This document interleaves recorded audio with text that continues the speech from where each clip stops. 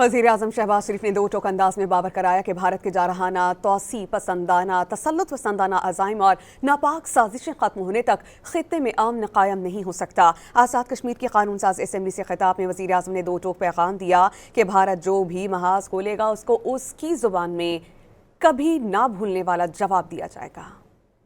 तनाज़ा जम्मू कश्मीर का पायदार हल कश्मीरी अवाम की ख्वाहिशात और अक़वाम मुत्तहिदा की सलामती काउंसिल की करारदादों पर अमल दरामद से ही मुमकिन है। भारत के पास इसके सिवा और कोई रास्ता नहीं कि कश्मीरियों की आज़ादी का पैदाइशी हक मिलने तक इंशाअल्लाह पाकिस्तान उनकी हमेशा हमायत करता रहेगा। खित्ते में अमन उस वक़्त तक कायम नहीं हो सकता जब तक भारत जारहाना, तौसी पसंदाना और तसल्लुत पसंदाना अज़ाइम और अपनी नापाक साजिशें तर्क न कर दे। हम अमन चाहते हैं, लेकिन ये अमन बराबरी और इंसाफ की बुनियाद पर कायम हो सकता है। भारत जो फ्रंट खोलेगा, जिस जुबान में बात करेगा, इसी फ्रंट पर और उसी जुबान में कभी ना भूलने वाला हम इंशाअल्लाह जवाब देंगे।